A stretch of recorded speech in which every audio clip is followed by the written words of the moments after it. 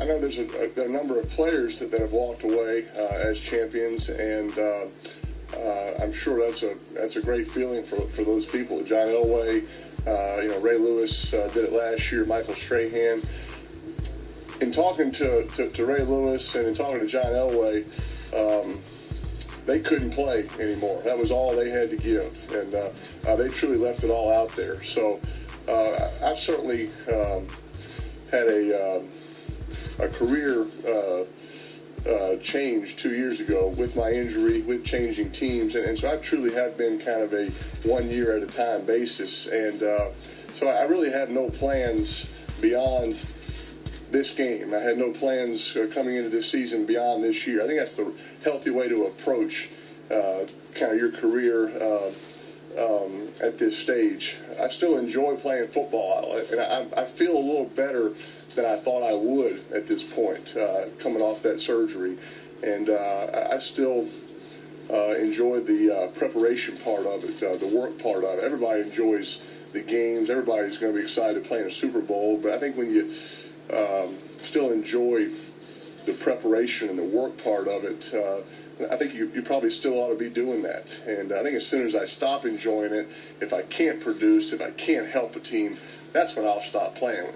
If that's next year, maybe it is. But I certainly want to continue to keep playing.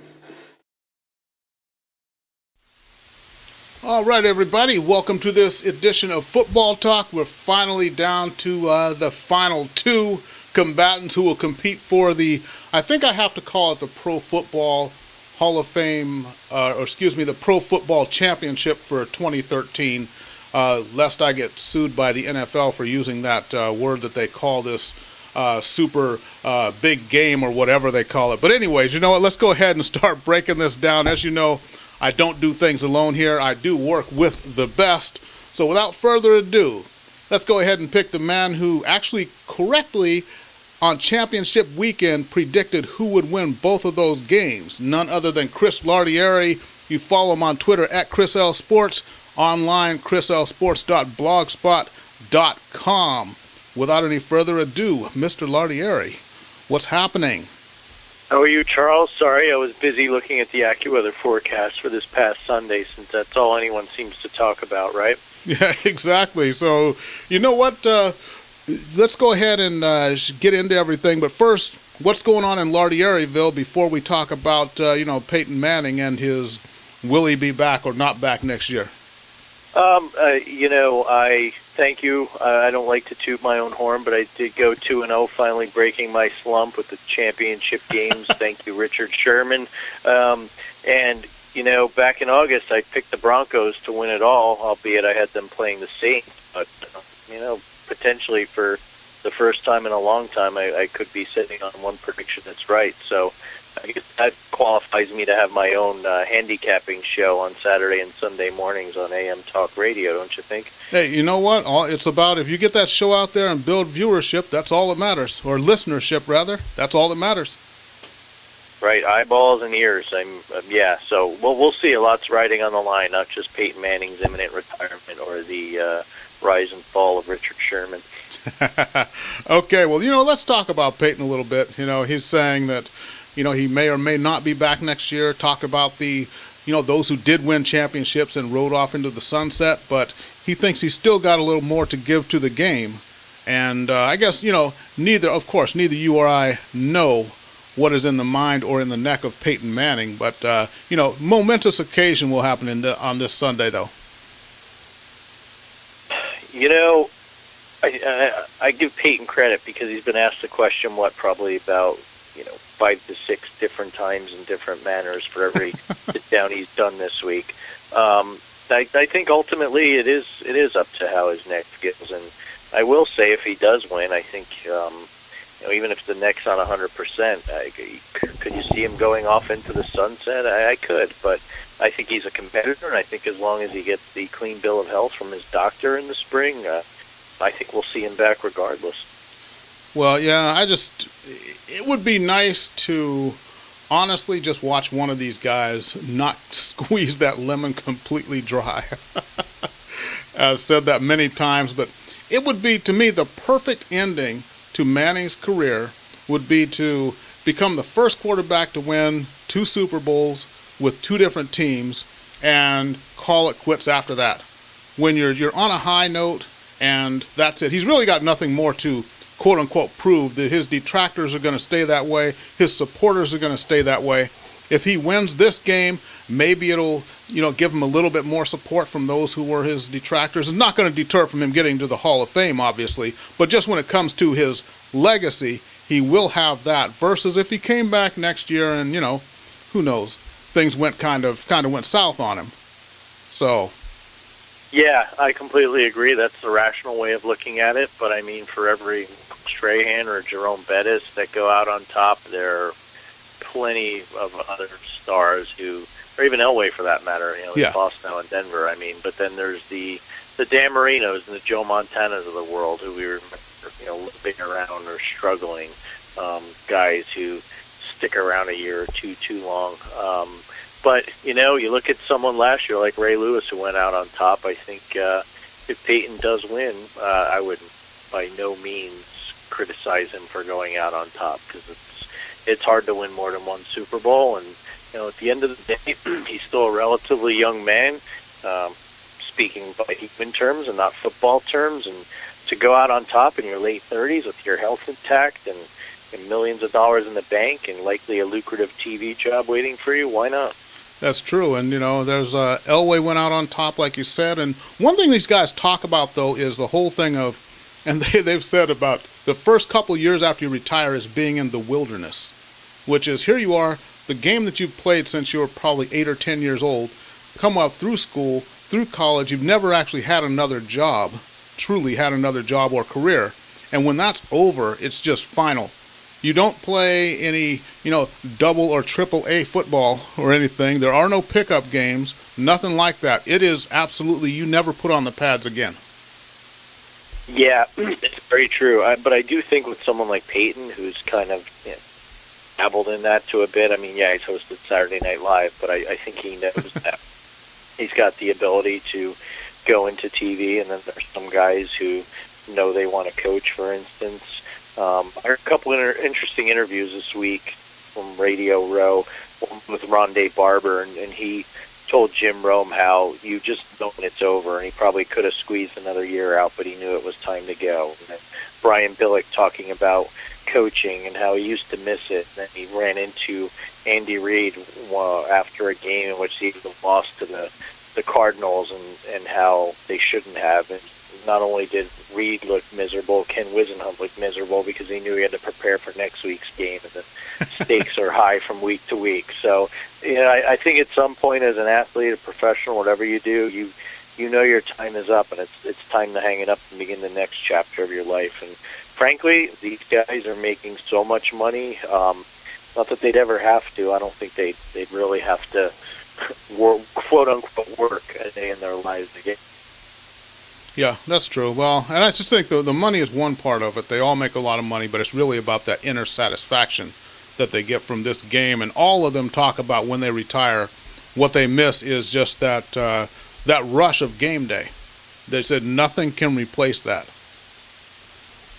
Yeah, it's very true, and that's why you see a lot of these guys in the coaching, because that's the closest thing you could get to being a player on the field.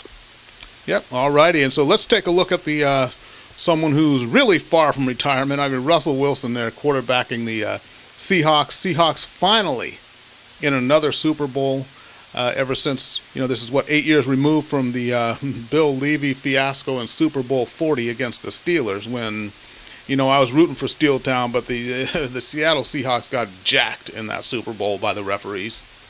Oh, yeah. Okay, and Richard Sherman with the great play at the end on Crabtree. Let's talk about Sherman a little bit, though, because he's taken a lot of fire because of what he did after the game. I mean, calling out Crabtree and on the air. I don't have a problem. I'll just say, as far as I see it, I mean, that's he just verbalized the way that good defensive players feel about offensive players. That's it. And it's all a mind game when you're playing defense. So he shouldn't have attacked Erin Andrews like that. It's too bad she got caught in the crossfire of all that. But I don't have an issue with what he said or the way that he feels about playing the game, and he is the best cornerback in the game.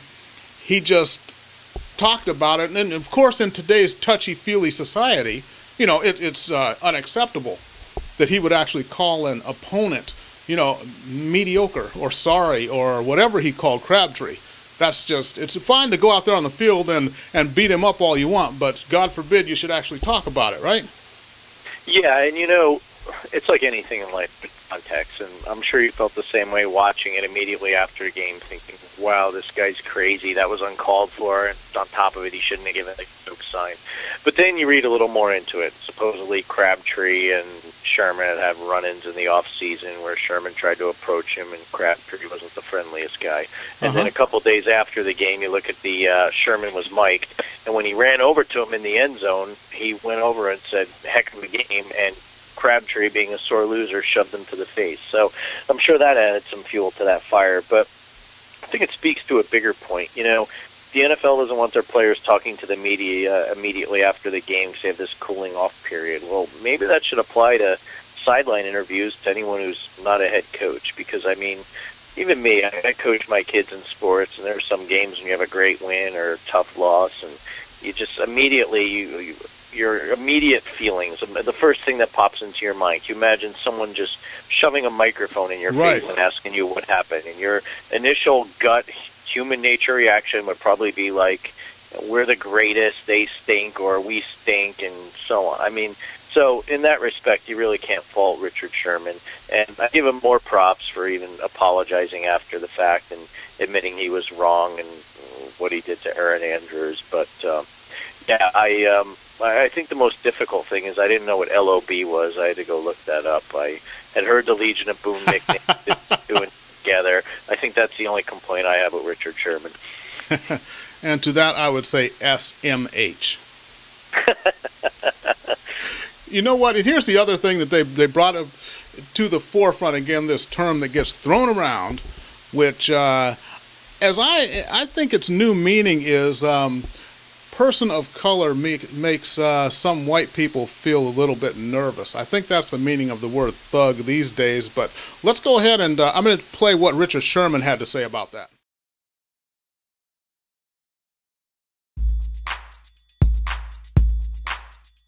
Happy about that. I am happy it opened the lines of communication for that word and opened the discussion, because I'm sure they're having it at Stanford and multiple universities, because it's something that's still prevalent in this world. And I think that the definition of thug isn't what I am, and isn't what the people that they are describing it as is. And I think in a lot of times, if we use a word out of its context or out of its definition, definitive way, that we're judged in a certain way. So I want people who've used it wrong and used it falsely to be ridiculed in that same way. And I want people to understand that let's get past that. Let's get past that kind of talking and that kind of understanding, and understand people for what they are. Let's not label people thugs and gangsters and whatever they are. Label them for what they are. If they're philanthropists, label them as philanthropists. If they're sportsmen, if they're football players, say I'm a football player. That's what I was at that moment. I was a football player. When I'm out there doing community service, I'm a philanthropist. So label me for what I am is what I would prefer.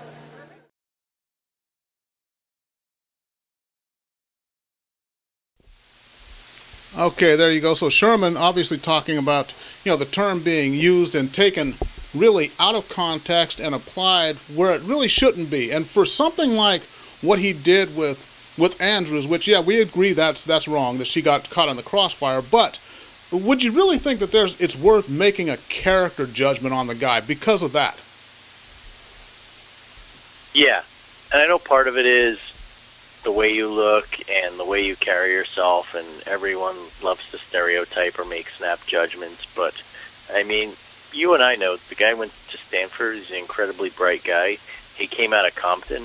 Both his parents are hardworking individuals, but let's face it, when you see a guy with dreadlocks screaming on TV, you think, oh, it's just another, wannabe rapper thug, and it's unfortunate, especially when you consider someone who's an actual thug, like Richie Incognito, just a bully, a troublemaker, a creep.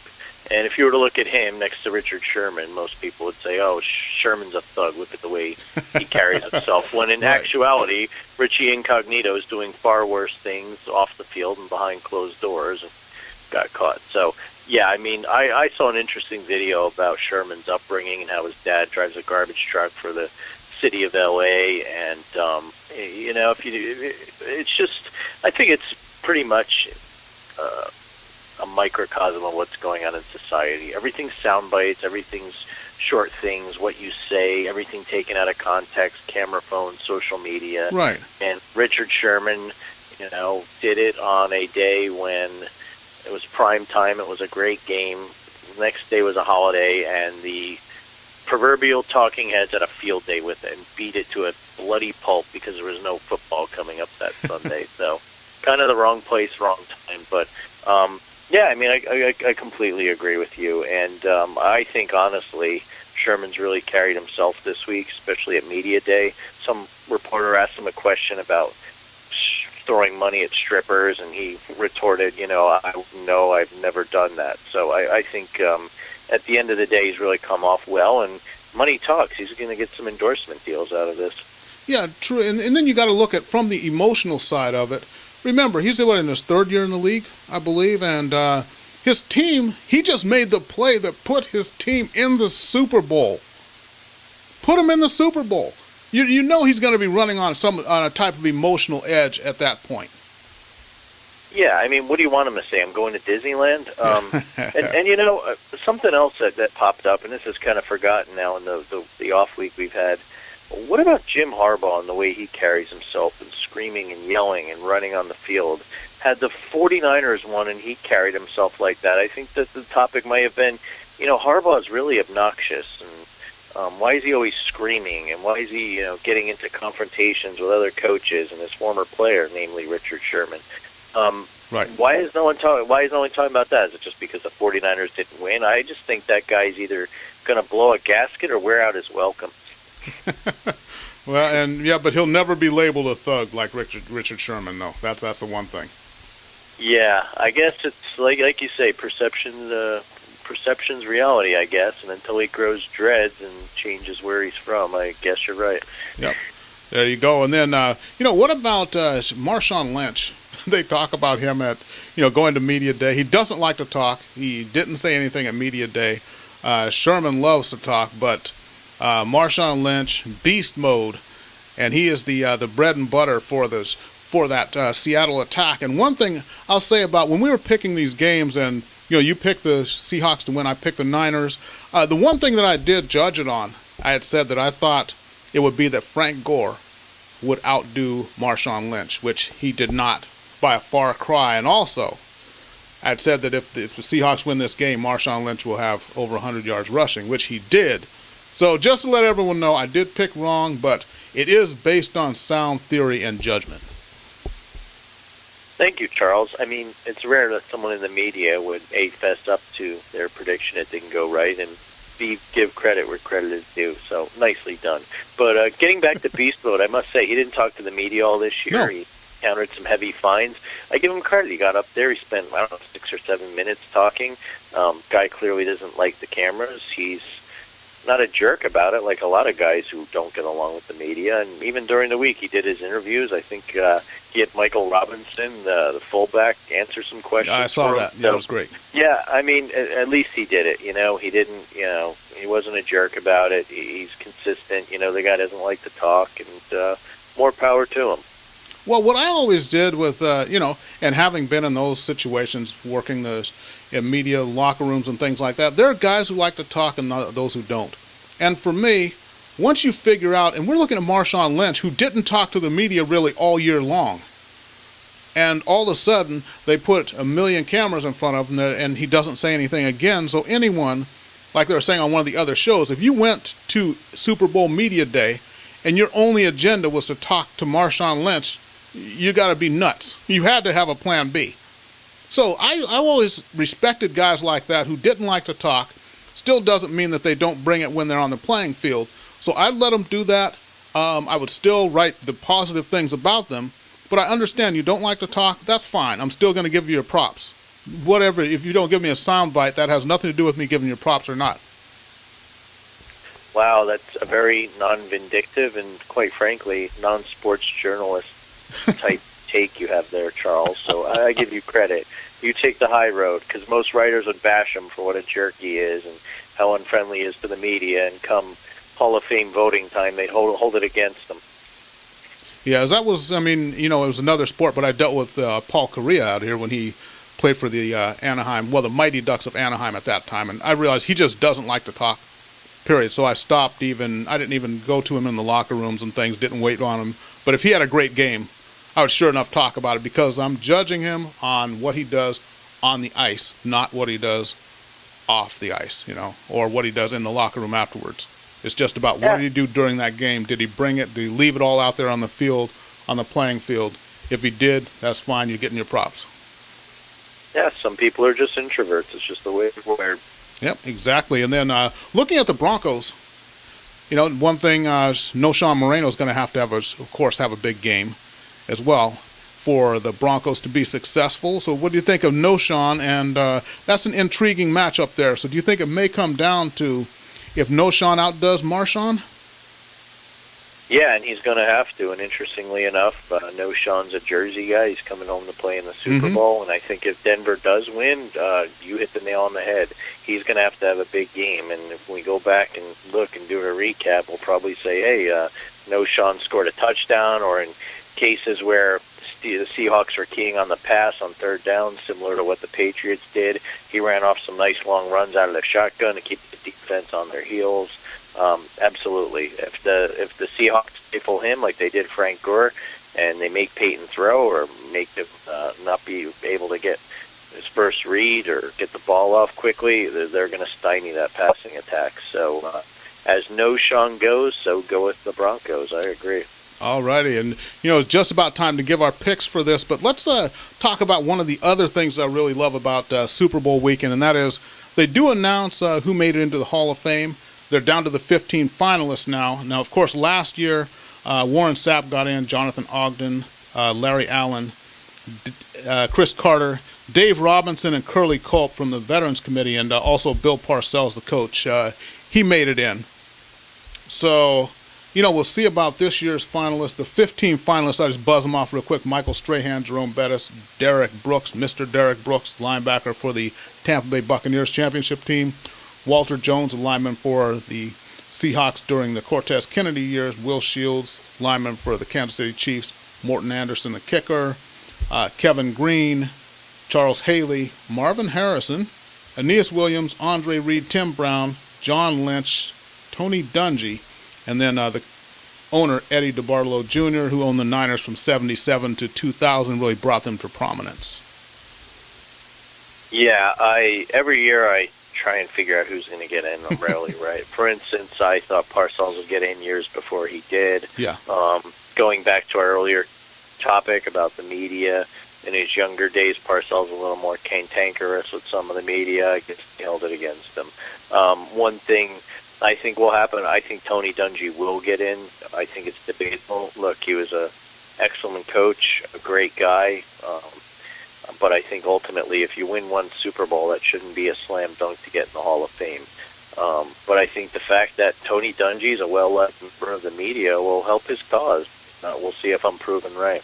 Yeah, that's true. He definitely, does get the nice guy points, as we talked about in our pre-production here. Now, what about, and guys who, many think should have been in probably years ago, Tim Brown and Andre Reed, receivers. Of course, Tim Brown for the Raiders for many years, and Andre Reed in Buffalo during the Jim Kelly 4 straight Super Bowl years.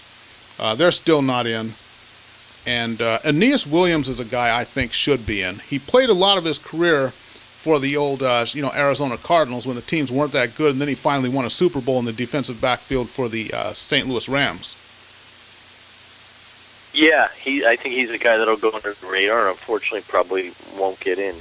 As for Reed and Brown, I think it turned into a numbers game. You look how long it took Chris Carter to get in. For whatever reason, the Hall voters don't want to put in more than one wide receiver at a time, I guess. It goes back to the age-old Art Monk debate. I think both of those guys are worthy. Will they get in? I don't know. One guy who you hit on earlier, Michael Strahan, who I thought should have gotten in. Apparently, according to the mighty and all-knowing Warren Sapp, he shouldn't be in the Hall of Fame. So just for that, Michael, I hope you get in. Yeah, Warren Sapp last year got in. His daughter was up there, did the induction speech for him. Warren Sapp, the first ever inductee with the only bust in the Hall of Fame with dreadlocks on it, is Warren Sapp. That's the answer to the trivia question, by the way. But, Sapp has said this for a couple of years, and I don't know why he has such a, why he has it out for Strahan so badly. Maybe Strahan, let's just say he wasn't as good as Warren Sapp. We can say that. But, him saying that he played the right side, and the right tackle is the weakest of the five guys up front, he doesn't deserve to get in. I don't know why he's got it out for Strahan. It's not like they're being compared to one another. You know what? I think ultimately those guys came up around the same time, and let's face it, Strahan played in New York. He got a lot more stats. He got a lot more limelight. Their careers end. They both go into the media. Strahan becomes an immediate star on Fox, gets to host a daily talk show with Kelly Ripa, and Warren Sapp's still on the NFL Network. So could there be some jealousy here? Possibly. But, one thing I'll say about Michael Strahan, for all his issues in his personal life, I don't believe he was tuning up his girlfriend, wife, whoever, like Warren Sapp was, which is something a lot of people fail to remember. He's no saint. Yeah, that's true. So, let's go ahead and, there's actually a game to be played this weekend. So let's go in here, the picks of the week. Capital B game. Okay, so for the postseason, our picks of the week, I had myself a good lead there. But the final weekend there, I went 0-2. You went 2-0. Here we sit, both of us at 6-4. So the Super Bowl is a possible tiebreaker for us. We've talked about it. The great quarterback, the legendary quarterback, against the Legion of Boom, which I think not only the front seven, but Richard Sherman, the way that he anchors that defensive backfield, this is really going to be a test of Peyton Manning's ability to pinpoint his passes, pick his spots. It's going to take some patience if they're to win this game. And as we talked about the running game, Sean Moreno's going to have to do it. He's going to have to outdo beast mode. And I think we got just a terrific Super Bowl on hand. You know what, Chris? You talk to me, man. Who are you taking here? All right, Charles. I was sitting here a year ago, and I picked the 49ers, and I was incorrect. And as I sat and gave the pick, and I was debating it, I thought, the Ravens could win, but I just think the 49ers are going to win. I'm not going to make that mistake. And I've sat here for the last week plus, and I thought, this is Peyton's to win. In August, I said the Broncos are going to win. How poetic it would be for Peyton to come into Eli's building and win a title, much like younger brother did 2 years ago in Indianapolis. How it's their time. The offense is on a roll. John Fox and his health problems, coming back from a near-death experience to win a Super Bowl and all these things, and how poetic it would be. And I've listened to all the interviews this week, and everyone's on the Denver bandwagon. But I'm not going to think with my head, yes, I picked Denver to win it all, and it would be great if they did. But my gut, my intuition, which has done me well in life, namely career choices, where I chose to live, and most importantly, the woman I married, I've learned to always listen to my gut. And my gut's telling me Seattle's going to win this game, Charles. I don't think the cold will be a factor. Might be a little bit of wind, but for whatever reason, I like the Seattle defense over the Peyton Manning-led offense. I don't think Sean ultimately is going to be able to run the ball on that front seven. I think the Seattle secondary is finally getting the recognition it's deserved, as yours truly and I have talked about a lot this season. People are finally waking up to it now. And I think that the matchup that will determine the game is the Seahawks offense, namely their offensive line and Mr. Beast Mode against the Denver defense, which really hasn't been challenged a lot. The Patriots got down early. Yeah. They ended up throwing a lot. Bailey suddenly was resurrected. I don't know if he went to the Fountain of Youth before the game. But let's face it, the Broncos were up that whole game, and even though it was closer than it looked, they really dominated. And I think Russell Wilson, he made a couple of terrific throws late in the game that people have overlooked because of Sherman's great play and the interception. Mm-hmm. But I think Russell Wilson made the throws when he had to, and I think he'll do it again on Sunday. I think it'll be a close game. I don't think it'll be as high scoring as everyone predicted. And as much as it pains me to see Pete Carroll get a Super Bowl ring,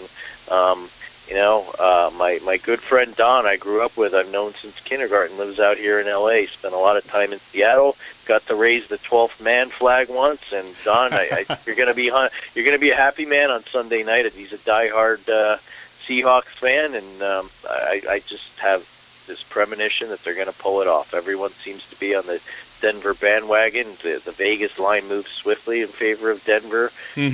But I just, like you said, I like that Legion of Boom. And if I'm wrong, I could say, hey, I picked Denver to win it all in August. I don't know what I said last Thursday.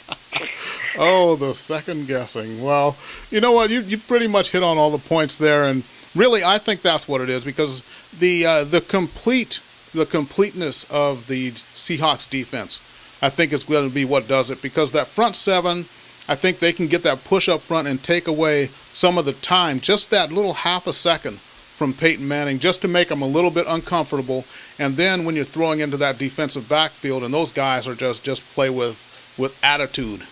And no Sean Moreno, I'll say this, if Denver wins this game, much like I said about the NFC Championship game, if Denver wins this game, I think Noshawn Moreno will have had the game of his life if they win it. Because that's what it's really going to take for them to dominate the game. And I think that I like beast mode on the ground. And like he said to one of the reporters who kept asking him something, he said, why don't you like to talk? He says, I'm all about that business, boss. So that's it. Short and sweet. Yeah. One thing I'd like to add, and this has kind of gone unnoticed, but I think, much like you say, no Sean's going to control Denver's offensive destiny. On the flip side, I think it'll be Percy Harvin. He's back. He's got the clean bill of health. Yeah. I don't know if he'll even make the plays, but I think the fact that he's out there and you're going to have to mark him because he's got such big play potential could clearly open up opportunities for someone like, say, a Golden Tate or a Baldwin who had a really nice NFC Championship game. So Wilson will have one more weapon to throw to, and it'll basically create some mismatches where you may have to double team Harvin and might leave someone open over the middle, for instance. So I think having Harvin back will be a big plus for them. Yeah, most definitely. And we'll see a few of those matchups there, and they've got some speed at wideout. And now, because of that injury they had in the defensive backfield that Denver had, remember, Champ Bailey's going to be starting out there, and he'll probably be they'll get some one-on-one matchups with Champ Bailey, who is a future Hall of Famer, but is definitely, past his prime at this point. So should look for that. He might get toasted a couple of times. Yeah, I think really, when you look at it, New England did not have the depth at receiver that Seattle will present. Not that Seattle's got a great group of receivers, but they're deep and they're better quality. All apologies to Julian Edelman. And of course, when we talk about receiving corps, all due respect to Demaryius Thomas, Julius Thomas, Wes Welker, and Eric Decker, of course. Yeah, I guess, are they the four amigos now? Yeah, I guess so, yeah. The three amigos, that was Ricky Nattiel and Vance Johnson. And who's the third amigo? Wow. Rick Upchurch was from the 70s, so he wasn't one of them. Yeah, he was. I can't believe I forgot this. Ricky Nattiel. Holy cow, I can't believe I forgot it. Oh, well. Sorry, third amigo. Okay, so we're about ready to wrap things up here, Mr. Lardieri, before we skedaddle. Oh, let's just touch on one other thing. That was they're talking about the use of medicinal marijuana for the possible treatment of the symptoms, concussion syndrome, post-concussion syndrome. Here's the problem I see with that. And whether or not you think marijuana should be legal, that's not the issue here. What I think is you would have guys, if they were able to smoke marijuana, if that did affect the symptoms, take them away, but still, it does not cure the injury. What you have is an injury to the brain. So even if they do put them in a state where they're not feeling woozy or headachy anymore, and they're able to play, then still they're out there risking further injury just because of the way this drug makes them feel. So I think ultimately it is not a good idea to use that medicinal marijuana and have guys playing who have had concussion problems. To correct me if I'm wrong, Mr. Lardieri. I would have to agree. This goes back to the old Brett Favre painkiller addiction, right? Right. I heard one person put it well. Basically, what you're going to see is guys who do this anyway and somehow get past the drug test or do it in the off season, saying, "Oh, good, now I can smoke some weed." at the end of the day, does it solve the problem? Nope. Like you kind of hit on in the open. I mean, I don't want to steal your line, but what did you say about a Pam Oliver giving a report with a guy going to the locker room? Finish the punchline for us. Yes, he's been taken to the locker room. They say he is going to be sparking it up, and he should be back in just a few minutes. Back to you. I couldn't do it any justice. Now let me go scream at Aaron Andrews. But yeah, I think I think you're definitely right. I don't know who threw it out there. I guess it's yet another symptom of media week, or why Pete Carroll felt compelled to talk about it. But I mean, Roger Goodell's got other things to worry about right now, like his little settlement that got kicked back to him, and whether they're going to have to shovel snow at the Meadowlands on Sunday, etc.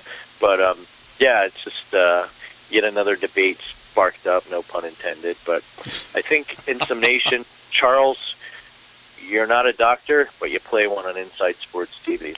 Yeah, there you go. All right, everybody. So tell you what, remember, and especially during the Super Bowl, follow Chris on Twitter at Chris L Sports. And then you can follow yours truly on Twitter at The Inside Sports. So for Mr. Lardieri, this is Charles E. Smith Jr. Hey, thanks for joining us. It's been great all season long. We do this for you, the fans. I don't just like to hear myself talk. Well, actually, I like to hear Chris talk, but that's a whole different thing. Don't let him know that. That'll go straight to his head. We'll see everybody next week with a post-Super Bowl show. But, hey, enjoy the big game this weekend. Thanks for watching.